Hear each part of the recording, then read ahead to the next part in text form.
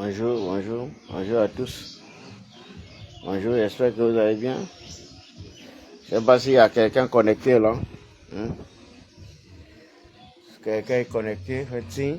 Bon, il y a le brouillard. Ouais, ok, d'accord, merci. Quelqu'un peut se connecter, deux personnes déjà connectées. Essayez de vous connecter. Là, je suis à KM City, j'ai du mal à trouver de bons. Je ne sais pas comment il faut appeler ça. Je cherche à trouver. Là, je suis à KM City, vous voyez. Derrière moi, c'est le goût. Hein. Je suis à la terrasse de l'hôtel. Là, je suis à KM City. Je ne suis pas encore bougé parce que dans quelques minutes, c'est à Mwanda. Donc, je vous présente juste là, sur le bord, là. Là, c'est au bord de. Là. On appelle ça la Bouengidi. Hein. Voilà, ici au bord de la Bouengidi, la terrasse, là. Je suis à KM, là. À KM City. Pour tous ceux qui connaissent Kulamutu et les alentours, vous pouvez imaginer là où je suis. Bon, je suis à KM City. Maintenant, le problème qui m'amène à déclencher le live, parce que depuis ces derniers temps, je suis en mouvement, donc je n'ai pas pu faire de live pour apporter ma modeste contribution sur le débat actuel. Voilà. Bon. Je venais simplement ce matin pour rappeler,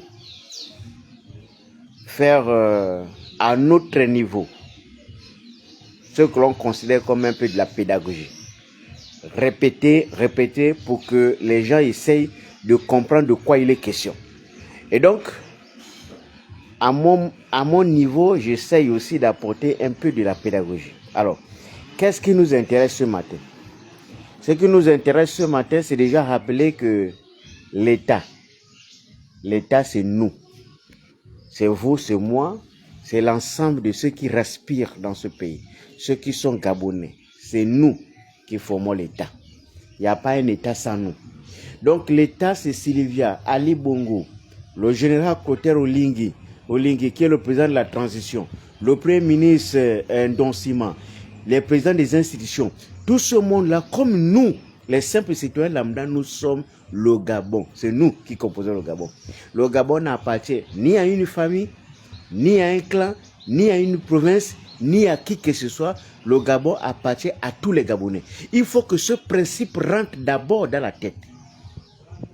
Que le Gabon appartient à tous les Gabonais sans exception. Dès que vous commencez à mettre une exception, vous avez détruit la République. Pour réussir, il faut étudier. Il faut analyser. Il n'y a aucune réussite sans prise en compte des difficultés qui existent. Il faut réfléchir. Il faut enlever tous les sujets tabous dans le pays. Il faut détabouiser les sujets. Là où ça ne va pas, il faut dénoncer. Parce que si on commence à faire, quand c'est bon, quand ça nous concerne, on commence un peu à relâcher. Là où ça ne nous concerne pas, on frappe dur. Même les médias, les journalistes, ils ont souvent l'habitude d'aller dans ce sens-là. Quand ça concerne une famille ou une ethnie, chacun, personne ne veut critiquer. Il y a des choses hier qu'on critiquait avec le pouvoir d'Ali, on critiquait avec le pouvoir de Bongo, sur le choix des nominations. On dit on nomme trop les gens du Haut-Ogooué, on nomme trop les gens de la même famille. Aujourd'hui, si quelqu'un d'autre fait la même chose, on dit on ne peut plus critiquer parce que lui aussi vient de faire. On dit on doit changer de mentalité, ça veut dire quoi? Par exemple, quand M. Chambellet dit changement cache de mentalité, ça veut dire quoi? Ça veut dire qu'il faut qu'on essaye de faire autrement que ce qu'on a réussi à faire jusqu'à présent. Les nominations claniques, ethniques et tout le reste, il faut qu'on enlève ça.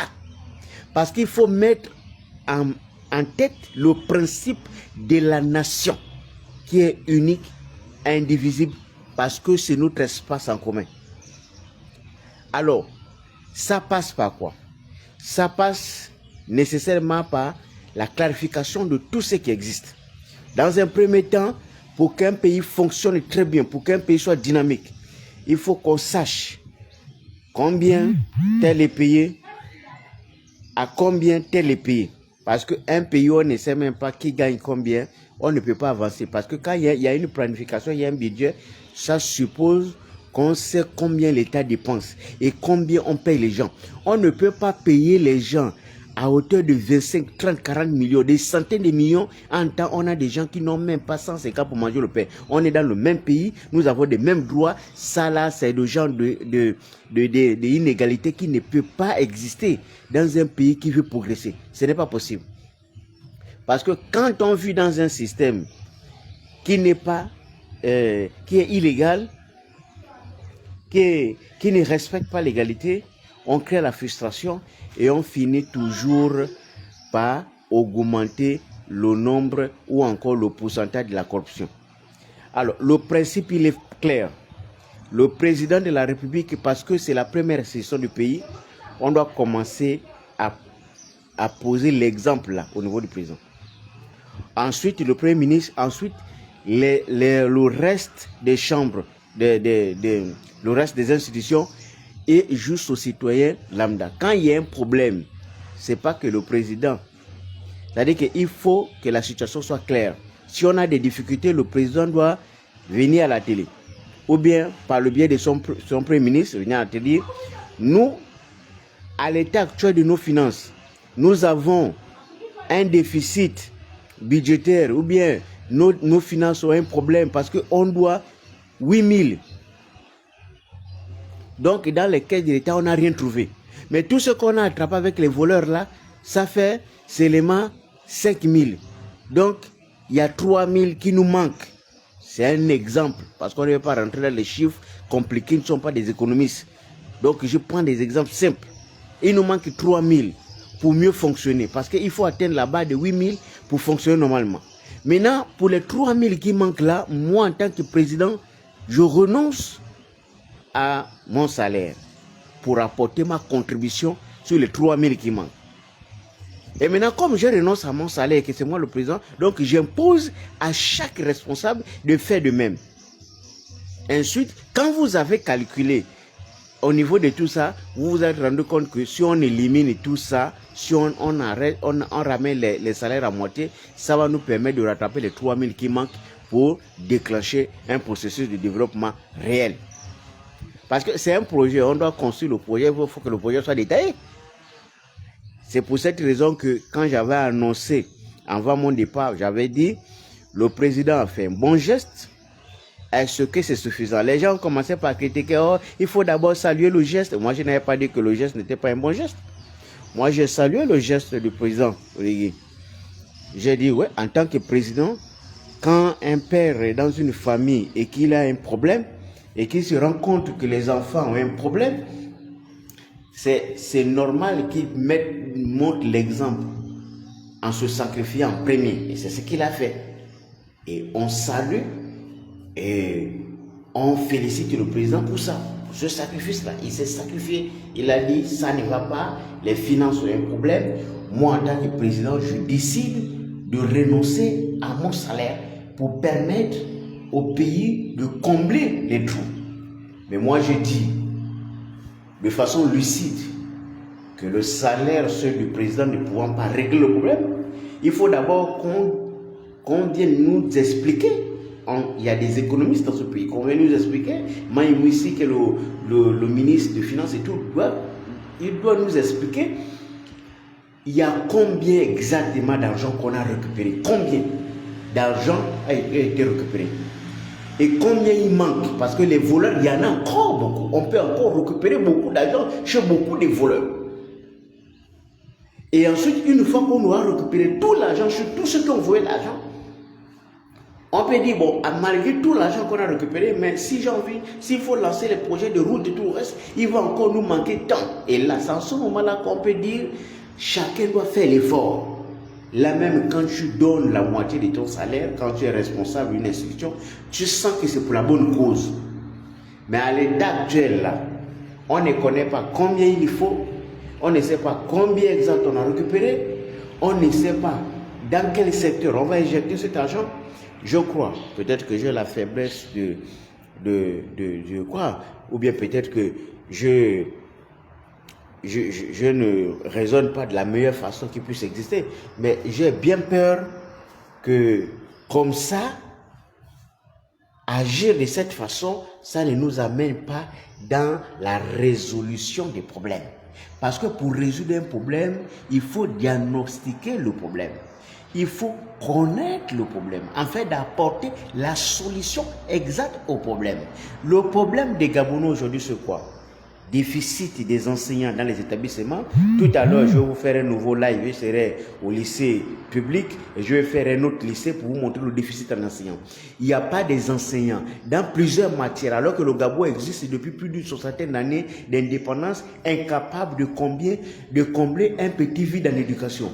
Ensuite, vous avez des problèmes dans le centre de santé qui n'existent pas. Le pire, c'est que hier, j'étais à l'hôpital, j'ai croisé un patient qui avait un bon de ClamGS.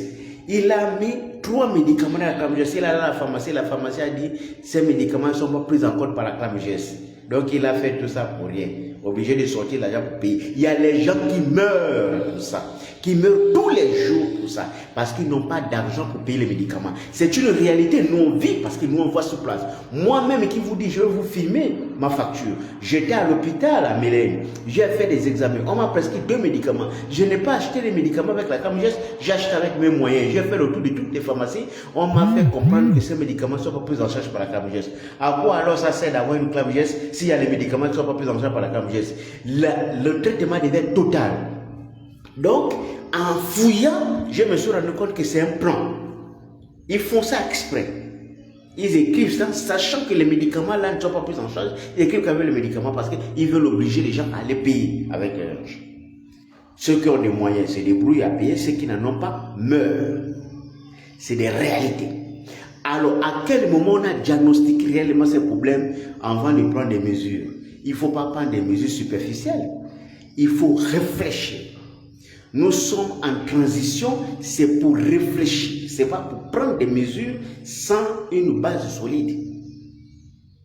Voilà pourquoi je disais, le président Oligui ne peut pas être le seul Gabonais à se sacrifier.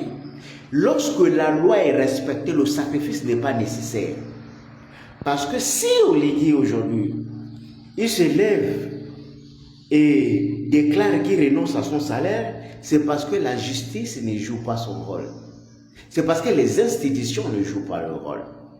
Parce que dans un pays sérieux, avant même que le président ne renonce au salaire, il faut qu'on nous explique qui a volé l'argent que nous sommes censés rembourser. Qui a volé? À quelle hauteur? Où sont-ils? Lorsqu'un pays fonctionne normalement, on n'a pas besoin de se sacrifier, Monsieur le Président. On a juste besoin d'appliquer la loi dans toute sa rigueur. Et la loi passe nécessairement par le diagnostic de ce qui s'est passé. Qui a volé quoi depuis 14 ans? Ou encore même depuis avant 14 ans? Qui a volé quoi? Dans quel secteur? Quels sont les marchés qui ont été financés? Quels sont les marchés qui n'ont pas été exécutés? Qui a pris de l'argent? Qui a décaissé de l'argent et qui en est le responsable? On les arrête, on les enferme, on récupère l'argent, point barre. La réconciliation, ça peut remboursement. La prison n'est pas une solution. Moi, je ne proposerai pas la prison. Je propose que l'on récupère tout l'argent qu'on a volé. Les responsables qui ont volé là doivent rester fauchés. C'est tout. Vous les laissez en liberté. Vous récupérez seulement l'argent. Le Gabon a besoin d'argent parce que la route économique, là je suis à Kulamoto présentement, le plat le plus moins cher c'est 2000. Pourquoi? Parce que les commerçants m'expliquent que la marchandise pour partir de Libreville pour Kulamoto c'est désormais impossible. Donc ça fait 2 jours, 3 jours et les transporteurs augmentent la facture du transport. Donc eux aussi sont obligés de supprimer, d'augmenter à l'arrivée. Quand ils augmentent à l'arrivée, qui paye la facture? C'est le triste peuple gabonais qui paye la facture. Parce que ceux qui sont obligés de payer les plats, ceux qui sont obligés de payer tout, et en vivant ainsi, vous augmentez la précarité. Parce que la santé coûte cher, l'éducation coûte cher, la nourriture coûte cher, le logement coûte cher, tout coûte cher. À partir de ce moment, on ne peut pas s'en sortir. Ce pays a besoin d'un diagnostic réel, Monsieur le Président. Pas un simple renoncement de salaire. Le sacrifice, les détails, je respecte, je m'incline. Mais ce n'est pas suffisant. Il faut un diagnostic réel. Il faut qu'on sache qui a fait quoi, à quel moment et comment. On récupère tout l'argent et puis on expose au peuple gabonais. Nous avons récupéré 300 000 milliards de francs CFA. Ou bien on a récupéré à tout 800 000 milliards qu'on a récupéré pour tant de nombre de voleurs. Et ensuite, cet argent, nous allons injecter dans l'éducation, parce que l'éducation, les états généraux de l'éducation promulgués par le président de la République, travaillé au cabinet à l'époque du ministre Séraphin Mounouga. C'est un dossier que je vais évoquer dans un live tantôt, parce que je suis en possession du document des états généraux de l'éducation, justement. Vous allez comprendre comment, juste à quel niveau ce pays est démoniaquement plongé dans le fond, bon bref, je ne vais pas expliquer. Donc, vous voyez, un état, Barack Obama nous avait donné le conseil. L'Afrique n'a pas besoin des hommes forts, l'Afrique a besoin d'institutions solides. Ce qui dit institution dit loi. Monsieur le Président, merci pour le salaire que vous allez sacrifier à la jeunesse gabonaise. Le principe pour réussir la transition, il faut que l'on applique la loi.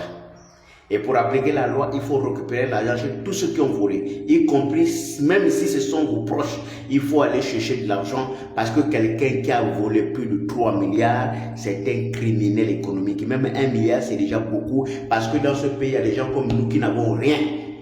Et c'est inadmissible qu'il y a des gens qui n'ont rien, et il y a des autres qui ont volé des milliards. Volé, je dis bien volé. Ils n'ont pas travaillé, ils ont volé, parce qu'ils n'ont pas de société pour s'enrichir. Donc ils ont volé. Ceux qui partent là, et ceux qui sortent des prisons là, c'est des voleurs.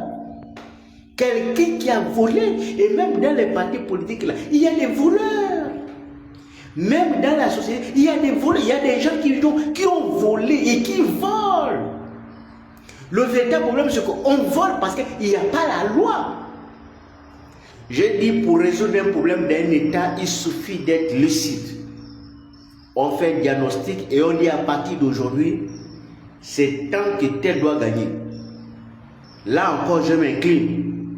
Parce que récemment, j'ai appris que vous avez pris la décision de ramener les salaires des parlementaires à moitié.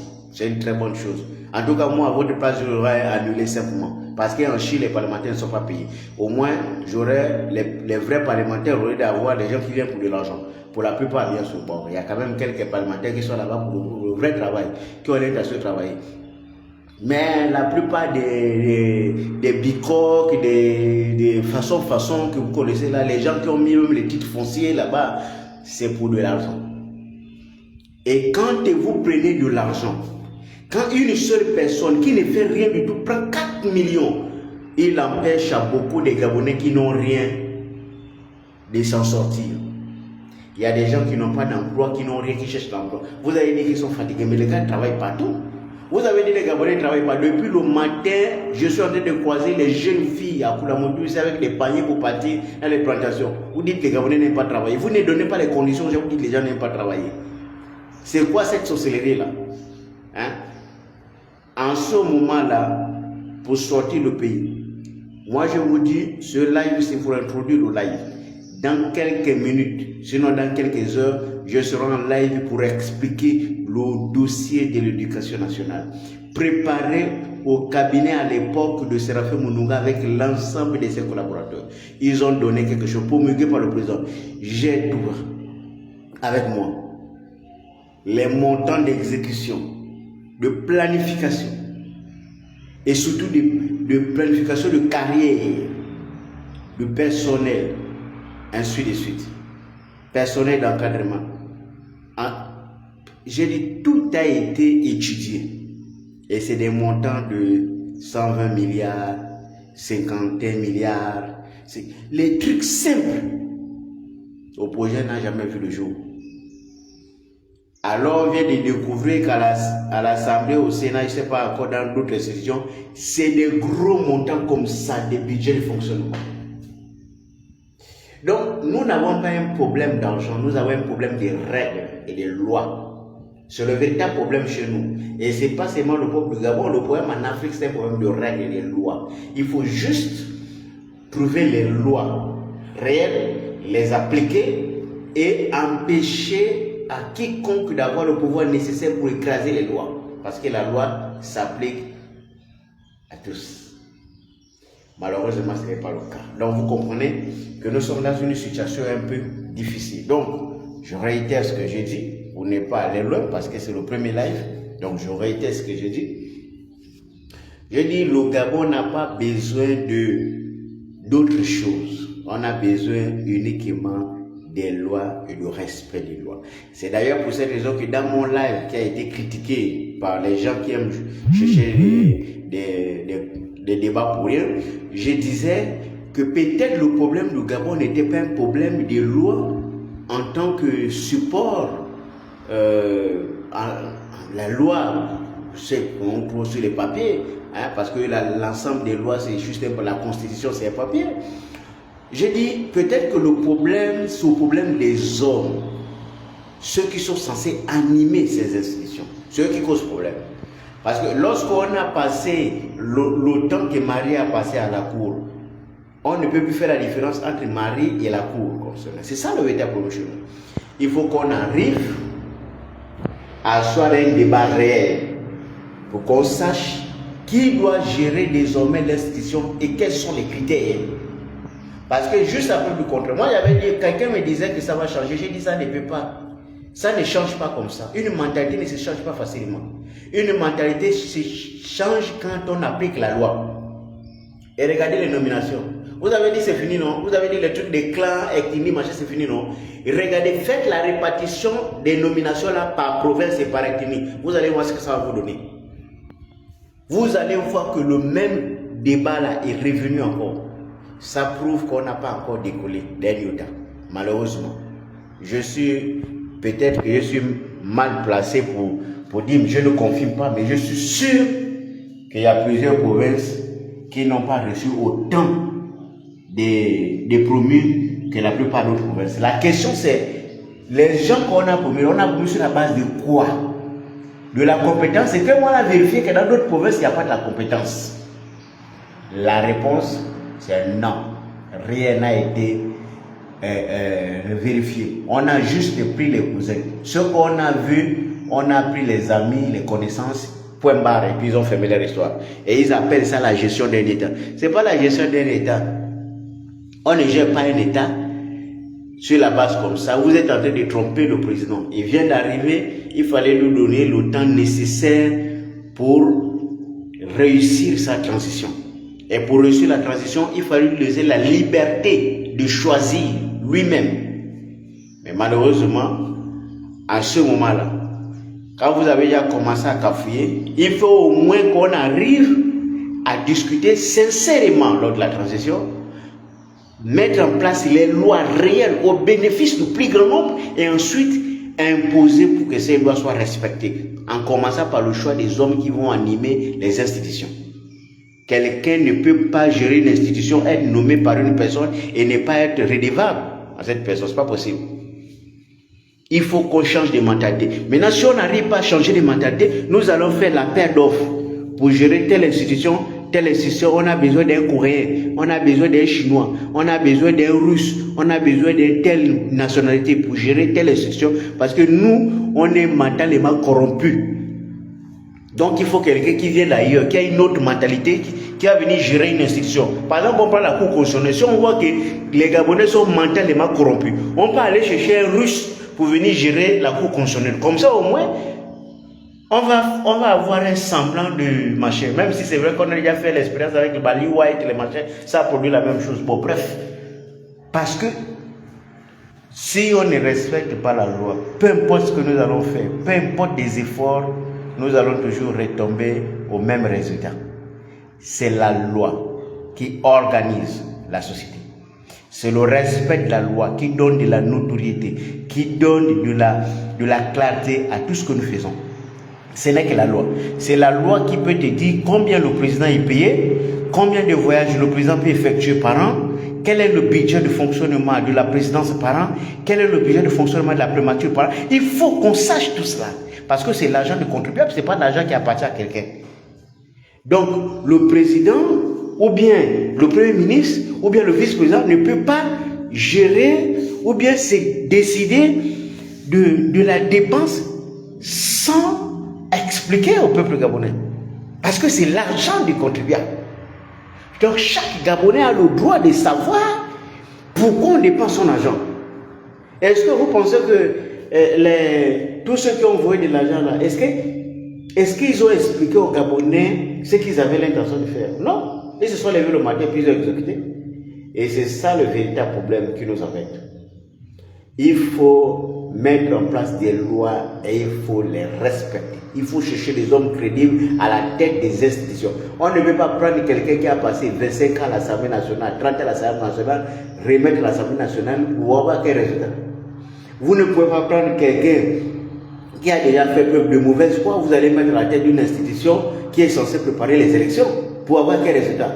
Ça veut dire que même quand on regarde la nature des choix, on sent dans quelle direction nous allons partir.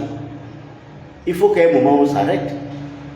Si on veut faire de la transition un tremplin pour construire un nouveau Gabon, il faut qu'on s'arrête pour éviter le désordre. Il faut commencer déjà par s'arrêter pour dire qu'il faut initier les vrais débats.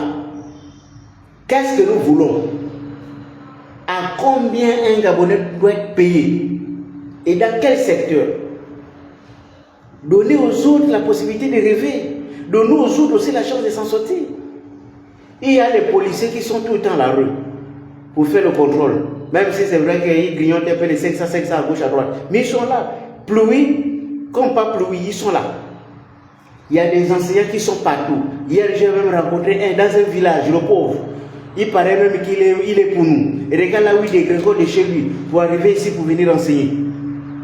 C'est des gens comme ça, il doit courir. Là, quand j'ai retrouvé le gars, il est en pré-salaire. Il doit courir chaque fin de mois pour aller prendre les petites lumières de pré-salaire des 500 à une distance de presque 20 km pour aller chercher. Là où il n'y a même pas de moyens de transport. Et le pré-salaire, c'est quoi? C'est 100 000 qui gagne. Vous voyez ça? Il vient éduquer les gens. Et il gagne 100 000. Pendant ce temps, il y a quelqu'un qui est posé au bureau, il fait quelques manipulations, et puis il prend 300 millions, il met dans la poche. 400 millions, il met dans la poche. Moi, je vous dis, on ne peut pas progresser comme ça. Pour progresser, il faut que les choses soient claires à tous les niveaux de la société. Et donc, la démission, ou bien le refus, ou bien le sacrifice du salaire du président de la transition, c'est quelque chose de très bien. Mais ce n'est pas suffisant. Malheureusement, je suis désolé, mais je vous dis, ce n'est pas suffisant. Voilà. Là où je suis là, je suis au couloir. C'est même pas thématisé. On a passé toute la nuit dans le noir ici à Boulamoutou. La SCG, pas du tout. J'ai passé la nuit dans le noir total. Donc je transpire même parce que j'étais dans le noir. Et la SCG est juste là. Les gars, ils dormaient même. J'ai même croisé une voiture de la SCG, il était là d'abord. D'abord, ils ont le monopole, donc ils s'en foutent. Donc même si vous dormez dans le noir, ce n'est pas des problèmes. On ne sait pas quel est le problème technique qui a embêté hier à Boulamoutou pour qu'on dorme dans le noir. Ils n'ont même pas pris la peine de venir s'excuser même pas faire un communiqué dans la ville avec la voiture en disant excusez-nous, hier vous avez dormi dans le noir. Vous voyez la mentalité, ça, on ne peut pas changer. Mais moi-même, je suis obligé de transpirer quand je parle, tellement ça m'énerve. Comment quelqu'un va payer une chambre et puis dort dans le noir, et puis le matin il s'élève et la SCG se balade, ils sont même en cravate. Vous voyez ça? Ça c'est pas sérieux ça. En temps normal, chez les banques, on devait même aller récupérer l'argent à la SCG. Hein? Pour le désagrément, c'est un contrat social qu'on a signé avec eux. Et donc on paye, et puis en retour, ils ont la prestation. Mais le courant est coupé à 21h, et ils dorment. Ça reste comme ça jusqu'au matin 6h. Tout ça, il faut revoir. C'est à cause de ça, je vous dis. Encore une fois, ce n'est pas un problème de papier. Ce n'est pas un problème de loi. Le Gabon a toujours eu des lois. Le problème du Gabon, c'est les hommes qui sont censés appliquer ces lois. Ils ont une mauvaise mentalité. La mentalité est tellement corrompue à tous les niveaux que tu as comme l'impression que ce pays, c'est difficile de trouver quelqu'un de crédible. Je dis bien, c'est rare. Ici, on parle toujours que de corruption partout. Partout, il y a quelqu'un qui va prendre l'argent à gauche, à droite. On a vu la danse là, à l'élection présidentielle là. Bon, bref, c'était juste un live pour introduire la journée. Dans quelques temps, je vais faire un tour au lycée Jean-Stanislas Bunginza. J'espère qu'on va me recevoir. C'est juste pour aborder la question de l'éducation. Et ensuite, eh bien, J'ai demandé à... Ensuite, je vais voir comment je vais faire pour rentrer sur Libreville.